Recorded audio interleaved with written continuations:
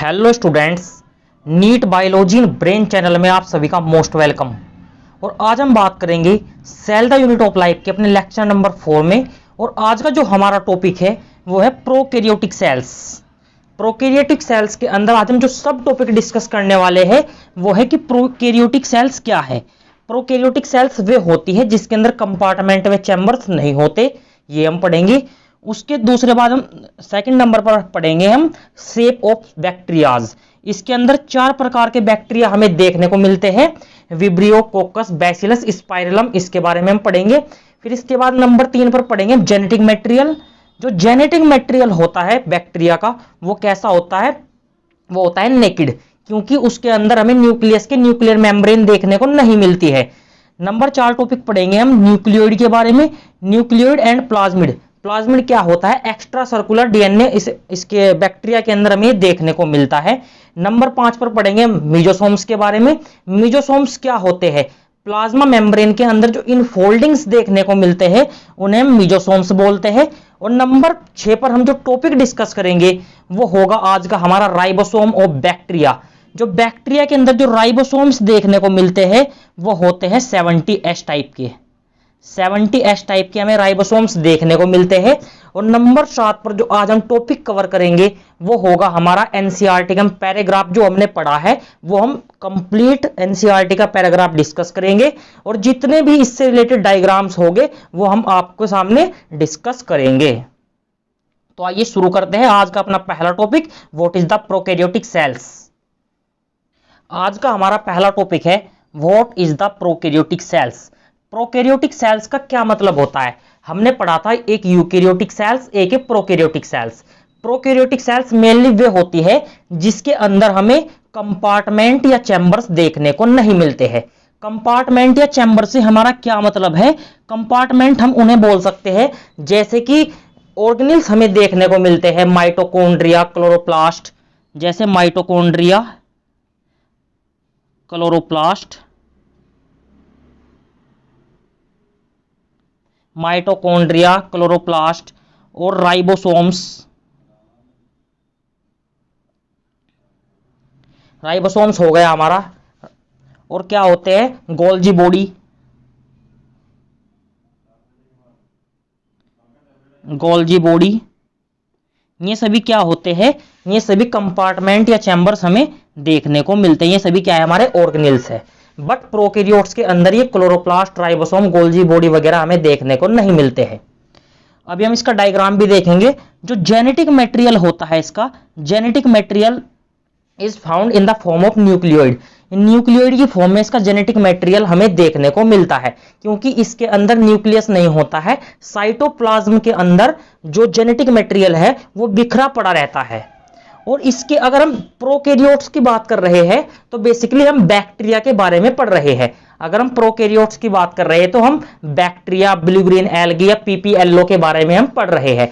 PPLO क्या है, PPLO होती है एक प्रकार की प्रोकैरियोटिक सेल्स ही होती है, बट उसके अंदर हमें सेल वॉल देखने को नहीं मिलती है। और जो बैक्टीरिया होता है उनकी सेल वॉल बनी होती है पेप्टिडोग्लाइकन्स की।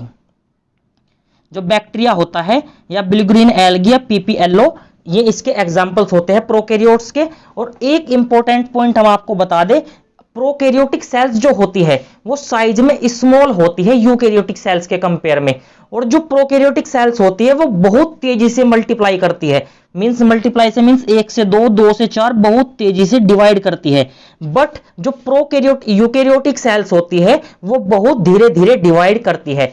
हम एग्जाम्पल्स के तौर पर आपको बता दें, अगर हमारे पास कोई ह्यूमन सेल्स है तो वो 24 घंटे में एक बार डिवाइड करती है, और जो यीस्ट सेल है वो 90 मिनट में डिवाइड करती है। ये दोनों एग्जाम्पल्स हमारे यूकैरियोटिक सेल्स के हैं। बट अगर हम बैक्टीरिया की बात करें तो वो 1 मिनट या 5 मिनट के अंदर डिवाइड कर जाती है, और 24 घंटे के अंदर वो एक पूरी कॉलोनी ही तैयार कर देती है जिसके अंदर मिलियंस ऑफ सेल्स हमें देखने को मिलते हैं।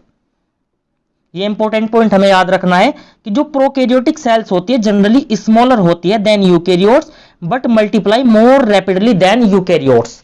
अब इसके हम इस बैक्टीरिया का हम एक डायग्राम देख लेते हैं जिसके अंदर आपको ये चारों पॉइंट डिस्कवर हो जाएंगे। हम ये बैक्टीरिया का एक डायग्राम देख रहे हैं। बैक्टीरिया मींस हम prokaryotes means bacteria, nothing else. और जो ये होता है इसके बीच में हमें साइटोप्लाज्म देखने को मिल रहा है। साइटोप्लाज्म क्या होता है? साइटोप्लाज्म फ्लूइड फील्ड मैट्रिक्स, हमें सेमी फ्लूइड मैट्रिक्स हमें जो देखने को मिलती है उसे हम साइटोप्लाज्म बोलते हैं। यूकेरियोट्स प्रोकैरियोट्स दोनों के अंदर होता है, हमने लास्ट लेक्चर में डिस्कस किया था। और ये है न्यूक्लियोइड्स। न्यूक्लियोइड्स क्या है? पूरे साइटोप्लाज्म के अंदर ये बिखरा पड़ा हुआ है। ये जो हमें देखने को मिल रहा है ये सारा क्या है? ये न्यूक्लियोइड्स है। और यूकेरियोट्स के अंदर क्या होता है? हमें एक न्यूक्लियस देखने को मिलता है। हमें क्या देखने को मिलता है? न्यूक्लियस। और उसके बाहर हमें न्यूक्लियर मेम्ब्रेन देखने को मिलती है। उसके बाहर हमें न्यूक्लियर मेम्ब्रेन देखने को मिलती है। बट जो बैक्टीरिया होता है, बैक्टीरिया के अंदर ऐसा नहीं होता है। और आपको इसके अंदर जो राइबोसोम्स दिख रहे हैं, इसके अंदर जो राइबोसोम होते हैं वो 70S टाइप के आपको राइबोसोम्स इसके अंदर देखने को मिलते हैं। और यूकेरियोटिक सेल्स के अंदर कैसे राइबोसोम्स होते हैं? यूकेरियोटिक सेल्स के अंदर 80S टाइप के राइबोसोम्स होते हैं। पिलाई का क्या यूज है? पिलाई का यूज होता है कॉन्जुगेशन के अंदर, इसका यूज होता है। और इसका बच्चे इसमें कंफ्यूज होते हैं, उन्हें लगता है कि इसका रोल जो पिलाई होता है इसका रोल वो होता है मोशन में, बट इसका रोल ऐसा नहीं होता। वहां पर फ्लैजिला का रोल होता है मूवमेंट के अंदर। पिलाई का रोल केवल होता है कॉन्जुगेशन वगैरह में, इसका रोल हमें देखने को मिलता है सेक्सुअल रिप्रोडक्शंस में। और बात करते हैं हम साइड, अब आपको दिख रही है इसके अंदर 3 आउटर लेयर्स होती है। पहली कैप्सूल, दूसरी होती है सेल वॉल, तीसरी होती है साइटोप्लाज्मिक मेम्ब्रेन। जो सबसे बाहर की लेयर होती है उसे बोलते हैं हम कैप्सूल। और नंबर 2 पर जो लेयर आती है उसे सेल वॉल। और नंबर 3 पर होती है प्लाज्मा मेम्ब्रेन या साइटोप्लाज्मिक मेम्ब्रेन, इसको हम बोल सकते हैं। फ्लैजिला क्या होता है? फ्लैजिला इसके मोशन में हेल्प करता है, जैसे लोकोमोशन में मूवमेंट करता है उसमें हेल्प करता है फ्लैजिला। प्रोकैरियोटिक सेल्स के स्ट्रक्चर है, हमने आपको इसके सभी पॉइंट आपको बता दिए हैं। जो कैप्सूल क्या होता है, सेल वॉल क्या होता है, साइटोप्लाज्मिक मेम्ब्रेन क्या होती है, अगले लेक्चर में हम इसको डिटेल से डिस्कस करेंगे, आपको इसकी टेंशन नहीं लेना है। अब बात करते हैं हम शेप ऑफ बैक्टीरिया के बारे में। बेसिकली जो बैक्टीरिया होता है, बैक्टीरिया की शेप्स हमारी 4 प्रकार की होती है। जो शेप्स ऑफ बैक्टीरिया होती है वो बेसिकली जो बैक्टीरिया की जो शेप्स होती है वो 4 टाइप्स की होती है। और इसके अंदर हमें 4 प्रकार की शेप्स जो देखने को मिलती है। पहले होती है विब्रियो, उसको बोलते हैं कोमा शेप। इसका क्या मतलब है? बैक्टीरिया 4 प्रकार के होते हैं, विब्रियो, कोकस, बेसिलस, स्पाइरलम। विब्रियो कैसा होता है? ऐसे कोमा शेप हमें देखने को मिलता है, ऐसा बैक्टीरिया देखने को हमें मिलता है, इसे बोलते हैं विब्रियो। नंबर 2 पे आता है कोकस। कोकस होता है स्पेरिकल शेप का जो बैक्टीरिया होता है उसे हम कोकस बोलते हैं। और ये ऐसा होता है गोल, स्पेरिकल मींस राउंड, इस तरीके का हमें बैक्टीरिया देखने को मिलता है। और नंबर 3 पे आता है हमारा बैसिलस। जो बैसिलस बैक्टीरिया होता है वो रोड शेप होता है। जो बैसिलस बैक्टीरिया होता है वो रोड शेप, ऐसा बैक्टीरिया हमें देखने को मिलता है। और स्पाइरलम नंबर 4 पर आता है, ये स्पाइरल शेप का हमें बैक्टीरिया देखने को मिलता है। स्पाइरल मींस ऐसे बैक्टीरिया हमें देखने को मिलता है, इस तरीके का हमें बैक्टीरिया देखने को मिलता है। तो बैक्टीरिया कितने प्रकार के हो गए हमारे? 4 प्रकार के, vibrio, कोकस, bacillus, spirillum. Vibrio coma shape, कोकस spherical shape, bacillus rod shape और स्पाइरलम स्पाइरल शेप। अब बात कर रहे हैं हम इसके अंदर जेनेटिक मटेरियल या जीनोमिक डीएनए के बारे में हम बात कर रहे हैं। नंबर 3 टॉपिक से हमारा आज का। इसके अंदर हम क्या बात कर रहे हैं? जो बैक्टीरिया या प्रोकैरियोट्स होते हैं, हमने आपको बताया अगर हम बैक्टीरिया की बात कर रहे हैं तो बेसिकली हम प्रोकैरियोट्स की बात ही कर रहे हैं। प्रोकैरियोट्स ही बैक्टीरिया है। इसके अंदर हमें सेल वॉल देखने को मिलती है सराउंडिंग द सेल मेम्ब्रेन। सबसे बाहर क्या होती है? Cell wall. हमने भी आपको बताया था, सबसे बाहर सेल वॉल, उसके अंदर सेल मेम्ब्रेन। और सबसे बाहर वैसे तो क्या होती है? वो होता है कैप्सूल, उसके अंदर सेल वॉल, अंदर सेल मेम्ब्रेन। और जो सेल वॉल होती है, बैक्टीरिया की सेल वॉल किसकी बनी होती है? बैक्टीरिया की सेल वॉल पेप्टिडोग्लाइकन्स की बनी होती है। पेप्टिडोग्लाइकन की सेल वॉल बनी होती है। और एनिमल्स के अंदर किसकी बनी, उसके प्लांट के अंदर किसकी बनी होती है, ये प्लांट के अंदर सेलुलोज की बनी होती है, एनिमल्स के अंदर सेल वॉल नहीं होती है। ये कैरेक्टरिस्टिक फीचर्स है। और इसके अंदर क्या होता है, सेल वॉल के सेल मेम्ब्रेन हमें देखने को मिलती है। और एक बैक्टीरिया ऐसा भी होता है, एक बैक्टीरिया ऐसा भी होता है, माइकोप्लाज्मा या पीपीएलओ बोल सकते हैं इसको। ये नीट में क्वेश्चन आ चुका है पहले भी। माइकोप्लाज्मा पीपीएलओ के अंदर हमें सेल वॉल देखने को नहीं मिलती है। Do not have the cell wall, mycoplasma PPLO के अंदर हमें सेल वॉल देखने को नहीं मिलती है। Like eukaryotes in prokaryotes cytoplasm is also present. हमने अभी आपको बताया था, जैसे यूकैरियोट्स के अंदर साइटोप्लाज्म सेमी फ्लूइड मैट्रिक्स होता है,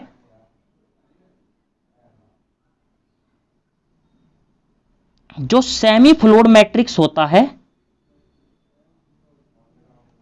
जो सेमी फ्लूइड मैट्रिक्स हमें यूकैरियोट्स के अंदर देखने को मिलता है, वो प्रोकैरियोट्स के अंदर भी हमें देखने को मिलता है।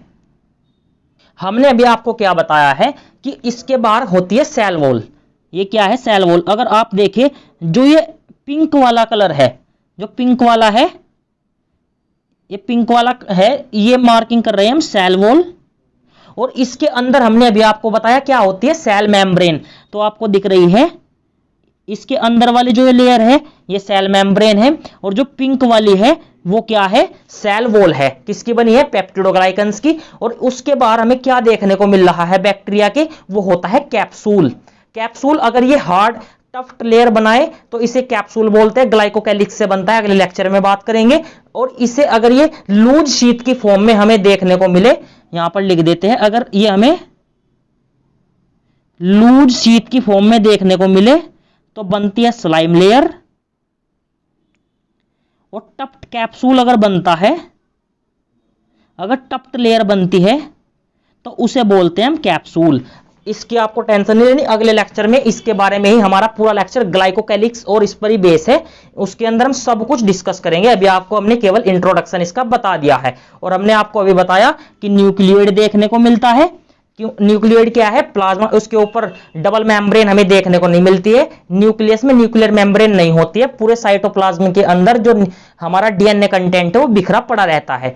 बात करते हैं साइटोप्लाज्म की। साइटोप्लाज्म प्रोकैरियोट्स और यूकैरियोट्स के अंदर, दोनों के अंदर हमें देखने को मिलता है। अब बढ़ते हैं हम आगे। अब बात करने जा रहे हैं हम न्यूक्लियोइड एंड प्लाज्मिड्स के बारे में, कि न्यूक्लियोइड्स क्या होते हैं और प्लाज्मिड्स क्या होते हैं। प्रोकैरियोटिक सेल्स के अंदर, प्रोकैरियोटिक सेल्स के अंदर हमने अभी आपको बताया कि नो वेल डिफाइंड न्यूक्लियस। इसके अंदर वेल डिफाइंड न्यूक्लियस से क्या मतलब है, जो न्यूक्लियस होता है उसके बाहर हमें डबल मेम्ब्रेन देखने को नहीं मिलती है।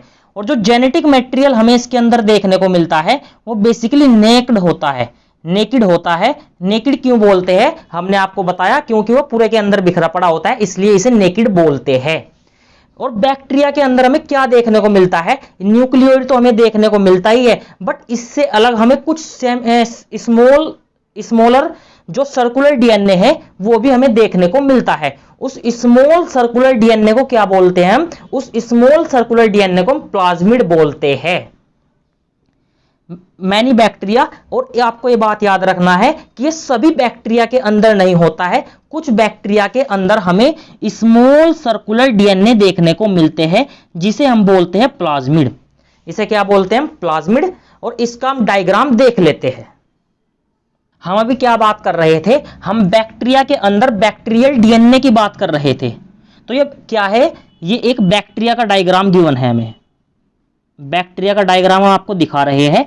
इस बैक्टीरिया के डायग्राम के अंदर आपको जो ये स्ट्रक्चर दिख रही है इसे बोल रहे हैं हम न्यूक्लियोइड। ये क्या है, न्यूक्लियोइड। ये न्यूक्लियोइड क्या है, बैक्टीरिया के अंदर क्या है, बिखरा पड़ा है साइटोप्लाज्म के अंदर। तो ये क्या है, न्यूक्लियोइड्स। और इससे अलग आपको जो स्मॉल सर्कुलर डीएनए है ये आपको दिखने को मिल रहा है। ये स्मॉल सर्कुलर डीएनए को आप बोलते हैं प्लाज्मिड्स, इसे बोलते हैं प्लाज्मिड्स। ये प्लाज्मिड्स क्या होता है, ये डिफरेंट फिनोटिपिक कैरेक्टर्स हमको प्रोवाइड करता है। डिफरेंट फिनोटिपिक कैरेक्टर से क्या मतलब है, ग्रोथ के रूप में हेल्प करता है, रिकॉम्बिनेंट डीएनए टेक्नोलॉजी के रूप में हेल्प किया जाता है, रिकॉम्बिनेंट डीएनए टेक्नोलॉजी क्या होती है इसके बारे में बायोटेक में बात करेंगे। बेसिक इंट्रोडक्शन आपको हम यहाँ पर भी प्रोवाइड करेंगे। और प्लाज्मिड्स का और क्या रोल होता है, ये एंटीबायोटिक रेजिस्टेंस जो होते हैं, अगर किसी बैक्टीरिया के अंदर प्लाज्मिड है तो वो एंटीबायोटिक के लिए रेजिस्टेंस होता है, बट अगर किसी बैक्टीरिया के अंदर प्लाज्मिड नहीं होता है तो वो एंटीबायोटिक के लिए रेजिस्टेंस नहीं होता है। एंटीबायोटिक देने पर वो बैक्टीरिया मर जाता है, बट अगर प्लाज्मिड देंगे, अगर उसके अंदर प्लाज्मिड होगा तो एंटीबायोटिक उस पर काम नहीं करेगी। अब बात कर रहे हैं न्यूक्लियोइड एंड प्लाज्मिड के अंदर ही हम बात कर रहे हैं। जो प्लाज्मिड होता है वो सिंगल क्रोमोसोम का बना होता है। जो सिंगल क्रोमोसोम होता है वो सर्कुलर फॉर्म में हमें यहां पर देखने को मिलता है। और क्या होता है, सम फिनोटिपिक कैरेक्टर्स हमें प्रोवाइड करता है। हमें मींस बैक्टीरिया को सम फिनोटिपिक कैरेक्टर्स प्रोवाइड करता है। हमने अभी आपको बताया ये रेजिस्टेंस होता है एंटीबायोटिक्स के लिए। एंटीबायोटिक्स के लिए रेजिस्टेंस का क्या मतलब है, हमारे पास दो बैक्टीरिया है, ये बैक्टीरिया ए है और ये बैक्टीरिया बी है। अगर इस बैक्टीरिया के अंदर ये हमारा क्या उलझा पड़ा है, ये है हमारा न्यूक्लियोइड्स और साथ में इसके यहां पर है एक प्लाज्मिड्स। ये क्या है, ये प्लाज्मिड है और यहां पर भी है ये हमारा न्यूक्लियोइड्स और इसके पास भी है प्लाज्मिड्स। ये प्लाज्मिड ए है और इसके अंदर मान लो आप प्लाज्मिड नहीं है, इसके अंदर प्लाज्मिड नहीं है।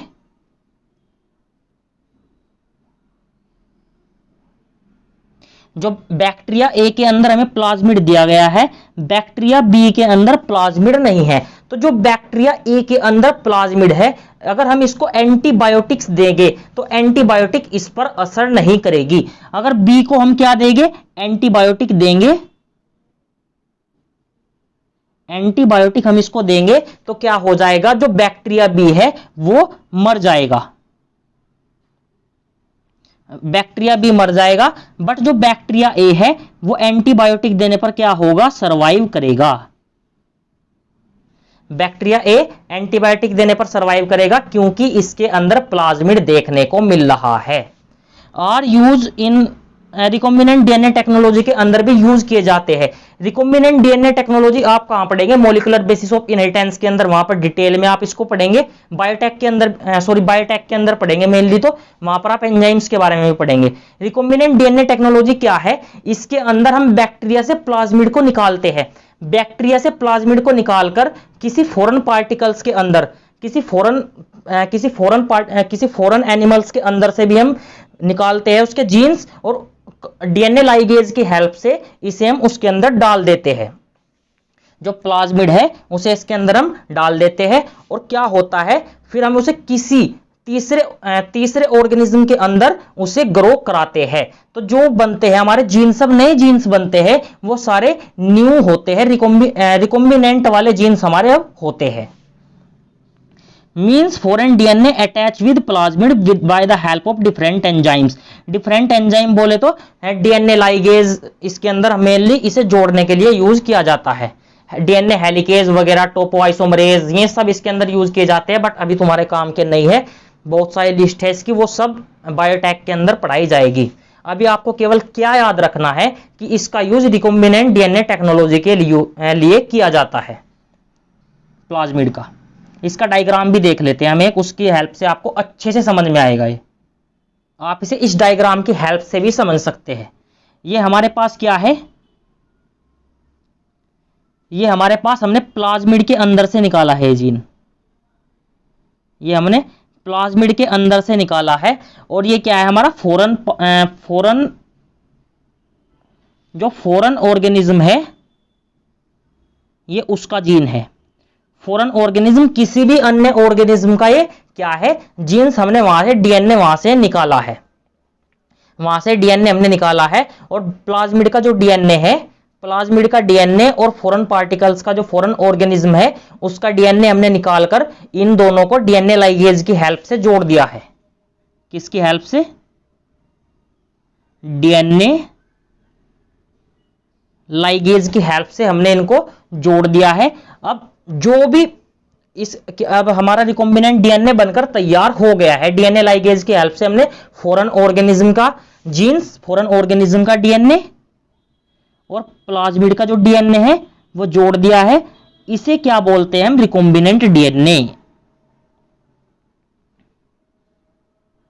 Recombinant DNA. अब इसे हम किसी ऑर्गेनिज्म के अंदर इंसर्ट कर देते हैं। इंसर्ट करने पर क्या होता है, अब जो भी हमारे पास डीएनए बनेगा वो रिकॉम्बिनेंट डीएनए बनेगा। उसके अंदर जो फीचर्स होंगे, अब इसके अंदर फीचर्स हमें मिलते हुए दिखाई देंगे। प्लाज्मिड डीएनए, फॉरेन ऑर्गेनिज्म, दोनों के अंदर, दोनों के जो रिकॉम्बिनेंट डीएनए हमारा बना है, इन दोनों के फीचर्स आपको इसके अंदर मिलेंगे, रिकॉम्बिनेंट डीएनए के। अब पढ़ेंगे मीजोसोम्स के बारे में। तो मीजोसोम्स क्या होती है, in membrane of bacteria in folding are found. जो बैक्टीरिया की मेम्ब्रेन्स होती है, हम सेल मेम्ब्रेन की बात कर रहे हैं, प्लाज्मा मेम्ब्रेन की बात कर रहे हैं, तो उसके अंदर हमें इन फोल्डिंग्स देखने को मिलते हैं। इसके अंदर क्या होते हैं, इन फोल्डिंग्स हमें देखने को मिलते हैं, जिसे हम मीजोसोम्स बोलते हैं। जिसे हम क्या बोलते हैं, मीजोसोम्स बोलते हैं। ये एक प्रकार की स्पेशल मेम्ब्रेनस स्ट्रक्चर हमें देखने को मिलती है। एक्सटेंशन भी हो सकते हैं, ये एक्सटेंशन भी हो सकते हैं, प्लाज्मा मेम्ब्रेन के एक्सटेंशन भी हो सकते हैं। एक्सटेंशन की बात करें तो किस फॉर्म में हमें देखने को मिलते हैं, वेसिकल्स, ट्यूब्यूल और लैमेली की फॉर्म में हमें प्लाज्मा मेम्ब्रेन के अंदर एक्सटेंशन हमें देखने को मिलते हैं। एक डायग्राम की हेल्प से आप इसको समझ सकते हैं। मैं एक आपके सामने भी एक डायग्राम बनाता हूं, उसकी हेल्प से आप इसको समझ सकते हो। ये हमने अभी आपके सामने एक डायग्राम बनाया है। ये क्या है, ये हमारे पास बैक्टीरिया का कोई डायग्राम है। ये क्या है, इसकी ये सेल वॉल है। सबसे बाहर हमें क्या देखने को मिलती है, सेल वॉल। ये भी आपके सामने हमने डायग्राम जो बनाया है, ये क्या है, सबसे बाहर सेल वॉल है। और इसके अंदर क्या है, ये हमें प्लाज्मा मेम्ब्रेन देखने को मिल रही है। ये क्या है, प्लाज्मा मेम्ब्रेन्स। और इस प्लाज्मा मेम्ब्रेन के अंदर हमें कुछ एक्सटेंशन देखने को मिलते हैं। उन एक्सटेंशन को हमने अभी क्या बोला था, लैमेली, ट्यूब्यूल्स एंड वेसाइकल्स, हमने आपके साथ आपको भी बताया था। ये क्या है, इस प्लाज्मा मेम्ब्रेन के अंदर पहला एक्सटेंशन, दूसरा एक्सटेंशन और ये क्या है, तीसरा एक्सटेंशन। जो पहला एक्सटेंशन है इसे बोलते हैं हम लैमेली। ये क्या है, लैमेली। दूसरा एक्सटेंशन है, ये क्या है, ट्यूब्यूल्स। और जो एक्सटेंशन नंबर 3 है, ये क्या है, वेसिकल्स। ये क्या है, पहला है हमारा ट्यूब्यूल्स, पहला लैमेली, दूसरा ट्यूब्यूल्स, तीसरा वेसाइकल्स। और अगर हम बात करें जो मीजोसोम्स होते हैं, उनका यूज हमें कहां देखने को मिलता है, क्या रोल अहम बैक्टीरिया के अंदर क्या रोल ये अदा करते हैं, तो ये इनका रोल होता है डीएनए रेप्लिकेशन में हेल्प करते हैं, सेल डिवीजन के अंदर ये हेल्प करते हैं, सेल वॉल फॉर्मेशन के अंदर ये हेल्प करते हैं, रेस्पिरेशन में ये हेल्प करते हैं। यहां पर इनका हमें यूज देखने को मिलता है। और अगर हम बात करें एक स्पेशल प्रकार की इनफोल्डिंग्स भी हमें प्लाज्मा मेम्ब्रेन के अंदर देखने को मिलती है। एक स्पेशल प्रकार की फोल्डिंग हम यहां पर बना देते हैं। ये स्पेशल प्रकार की इनफोल्डिंग है, जैसे कि एक स्पेशल प्रकार की हमने इनफोल्डिंग आपके सामने बना दी। इस स्पेशल प्रकार की इनफोल्डिंग को हम क्या बोलते हैं, एक स्पेशल प्रकार की इनफोल्डिंग को बोलते हैं हम क्रोमैटोफोर। इस स्पेशल प्रकार की जो इनफोल्डिंग हमने आपके सामने बनाई है, इसे बोलते हैं हम क्रोमैटोफोर। ये क्या है, क्रोमैटोफोर। इस क्रोमैटोफोर के ऊपर क्या होता है, इस क्रोमैटोफोर के ऊपर हमें पिगमेंट्स देखने को मिलते हैं। इस क्रोमैटोफोर्स के अंदर हमें ऊपर पिगमेंट देखने को मिलते हैं। तो हमने आपको क्या बताया, ये हमने बैक्टीरिया की कोई क्या है, बैक्टीरिया की स्ट्रक्चर आपके सामने दिखाई। सबसे बाहर क्या है, इसमें सेल वॉल है, उसके अंदर की ओर क्या है, प्लाज्मा मेम्ब्रेन। प्लाज्मा मेम्ब्रेन के अंदर हमें इनफोल्डिंग्स देखने को मिलते हैं। प्लाज्मा मेम्ब्रेन्स के अंदर हमें इनफोल्डिंग्स देखने को मिलते हैं। जैसे पहला है हमारा लैमेली, दूसरा हमारा क्या है, ट्यूब्यूल्स, तीसरा है वेसाइकल्स और चौथा है क्रोमैटोफोर्स। और क्रोमैटोफोर्स की एक बात और मैं आपको बता दूं, क्रोमैटोफोर्स सभी बैक्टीरिया के अंदर नहीं होता है। क्रोमैटोफोर केवल ब्लू ग्रीन एल्गी के अंदर हमें देखने को मिलता है। ये केवल ब्लू ग्रीन एल्गी के अंदर हमें देखने को मिलता है।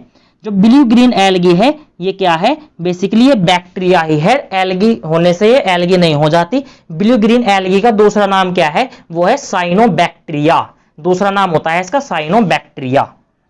पहले ये एल्गी के अंदर था, लेकिन जब विटेकर साहब आए तो विटेकर साहब ने क्या किया था, उन्होंने इसे एल्गी से कहां डाल दिया था, बैक्टीरिया के अंदर शिफ्ट कर दिया था। अब हम आपके सामने जो हमने आपको मीजोसोम्स अभी पढ़ाया है, मीजोसोम्स की सेल वॉल का कैसे फॉर्मेशन होता है, सेल वॉल के सिक्रेशंस क्या होते हैं, वो आपके सामने हम इनको डिस्कस करने जा रहे हैं। मीजोसोम्स हेल्प करती है सेल वॉल के फॉर्मेशंस में। सेल वॉल के फॉर्मेशन में मीजोसोम्स क्या होती है, हेल्प करती है। मीजोसोम्स क्या है, प्लाज्मा मेम्ब्रेन के एक्सटेंशन है। हेल्प करते हैं सिक्रेशंस में, हेल्प इन करते हैं डीएनए रेप्लिकेशन में, सेल डिवीजन के अंदर हेल्प करते हैं, रेस्पायरेशन के अंदर हेल्प करते हैं, अभी हमने आपको बताया था। और सरफेस एरिया बढ़ाने में भी ये हेल्प करते हैं। और अभी हमने आपको एक बात और बताई थी कि जो सभी बैक्टीरिया के अंदर हमें क्या देखने को मिलते हैं, लैमेला, टिब्यूल्स और वेसाइकल्स हमें देखने को मिलते हैं। बट एक होता है साइनोबैक्टीरिया। साइनोबैक्टीरिया के अंदर हमने नोट डालकर स्टार लगाया है यहाँ पर। साइनोबैक्टीरिया के अंदर हमें कुछ मेम्ब्रेनस एक्सटेंशन देखने को मिलते हैं, जिन्हें बोलते हैं chromatophore contain pigment. Most important line है ये आज की। हमने क्या बताया, जो साइनोबैक्टीरिया है उसके अंदर कुछ अदर मेम्ब्रेनस एक्सटेंशन देखने को मिलते हैं, क्रोमेटोफोर कंटेन पिगमेंट्स। अब बढ़ते हैं हम आगे। अब बात करते हैं हम बैक्टीरिया के अंदर हमें जो राइबोसोम्स देखने को मिलते हैं, उन राइबोसोम्स को हम डिस्कस करते हैं। Bacteria of ribosomes. तो बैक्टीरिया के अंदर जो राइबोसोम्स होते हैं वो प्लाज्मा मेम्ब्रेन के साथ एसोसिएशन बनाते हैं।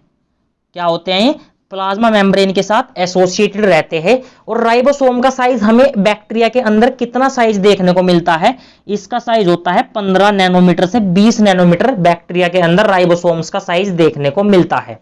और कितनी सब यूनिट से मिलकर बनते हैं ये 2 सब यूनिट से मिलकर बनते हैं, 50s एंड 30s। और 50s 30s दोनों मिलाकर क्या बनाते हैं, 70s। एस क्या है यहां पर, एस होता है स्वेडबर्ग यूनिट। एस होती है हमारी स्वेडबर्ग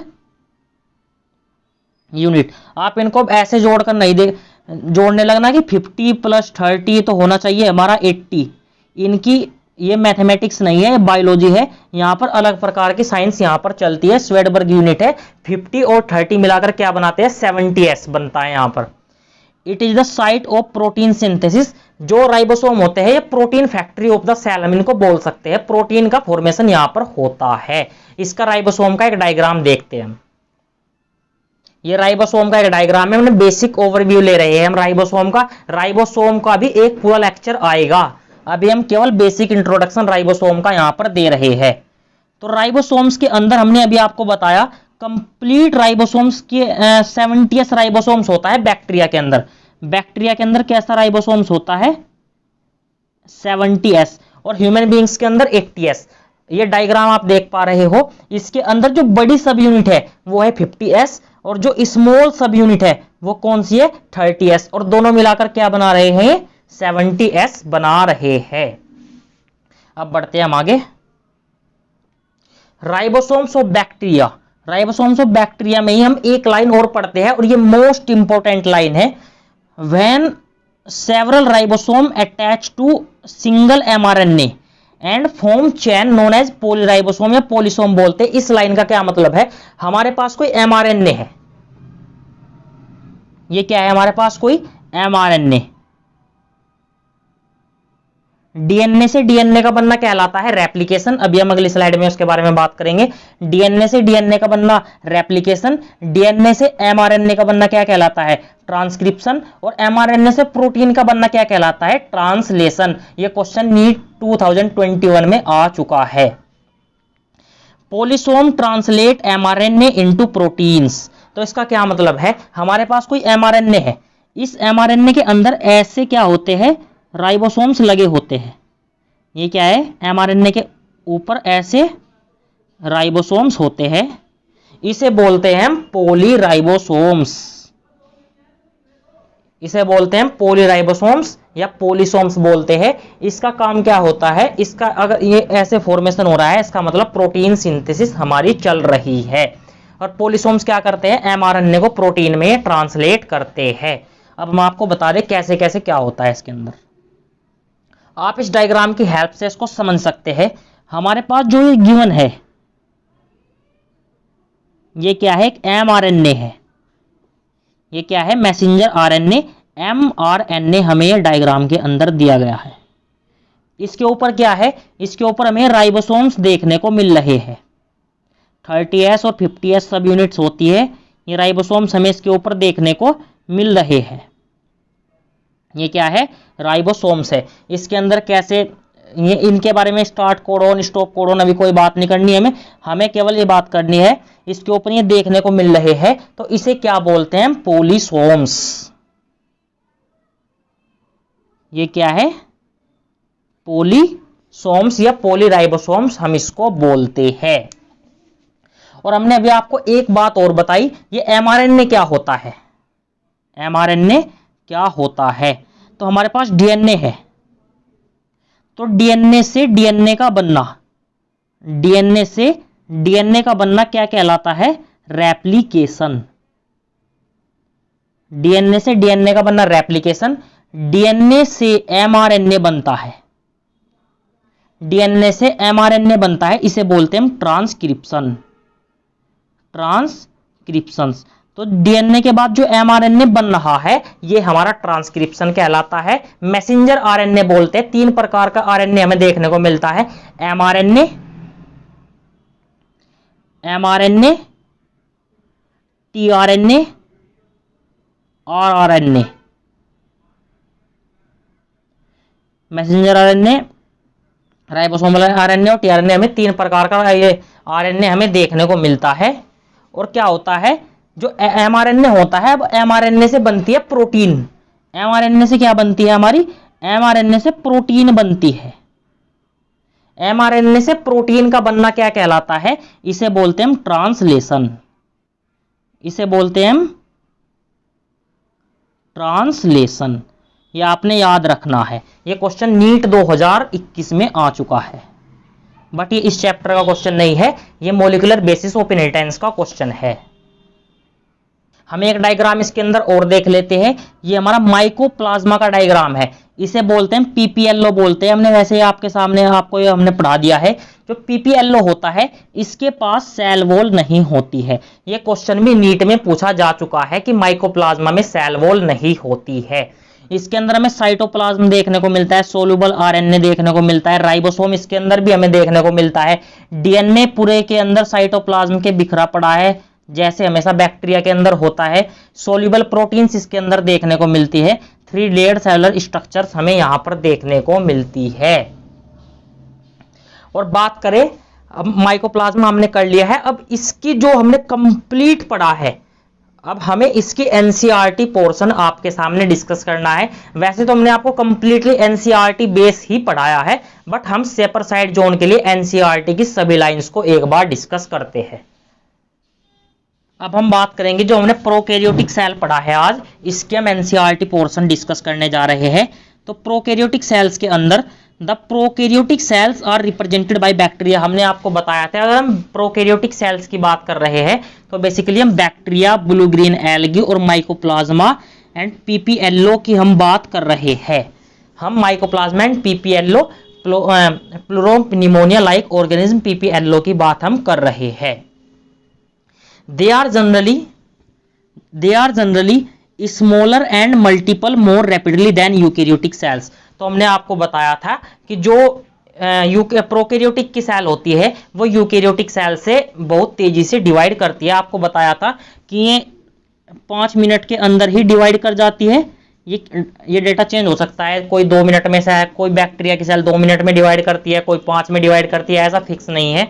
बट यूकैरियोट के अंदर टाइम लगता है। अगर हम ह्यूमन सेल्स की ही बात करें, अगर हम ह्यूमन सेल्स की ही बात करें तो वो 24 घंटे के अंदर डिवाइड करती है, 24 हावर्स। तो आप अंतर अपने आप अंदाजा इसका लगा सकते हो कि 12 पंजे 60 और 24 इंटू 12 आप कर लो इतने में कितनी सारी कॉपी इसकी तैयार हो जाएगी। फिगर 8.2 अभी हम आपको देखेंगे इसको। They may very greatly in shape and size, shape and size में बहुत ज्यादा इनमें वेरिएशन देखने को मिलते हैं। शेप हमने लास्ट लेक्चर में कोलुमनार वाली बात की थी हमने, जो नैरो होती है, लॉन्ग होती है, सिलेंडर, और इस प्रकार के हमने लास्ट लेक्चर में जो शेप्स थी इनकी डिस्कस सारी कर ली थी। अब बात कर रहे हैं हम ये 4 प्रकार के जो 4 बेसिक शेप बैक्टीरिया की देखने को मिलती है। बेसिकली 4 शेप हमें इसकी देखने को मिलती है। पहली बेसिलस दे रखी है, बेसिलस मींस रोड शेप, दूसरी कोक्कस स्पाइरिकल, तीसरी विब्रियो कोमा शेप, चौथी होती है स्पाइरलम, स्पाइरल शेप देखने को ऐसे मिलती है। स्पाइरल शेप हमें देखने को यहां पर मिलती है। The organization of prokaryotic cell is fundamentally similar even through prokaryotes exhibit a wide variety of shape and functions. ये कह रहा है कि फंडामेंटली सिमिलर ऑर्गेनाइजेशन इनका होता है, बट इनके अंदर जो शेप और फंक्शंस में डिफरेंट वैरायटी में प्रोकैरियोट्स के अंदर देखने को मिलती है।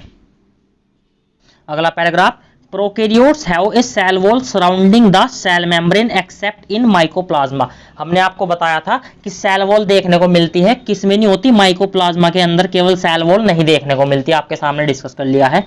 The fluid filled matrix filling the cell is the cytoplasm. Cytoplasm क्या है, फ्लूइड फिल्ड मैट्रिक्स है। कहां पर देखने को मिलता है ये, यूकैरियोट प्रोकैरियोट दोनों के अंदर यहां पर देखने को मिलता है।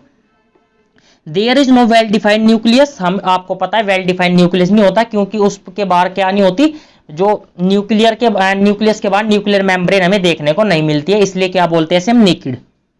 The genetic material basically naked, no involve a nuclear membrane, क्योंकि न्यूक्लियर मेम्ब्रेन न्यूक्लियस के बाहर देखने को नहीं मिलती है।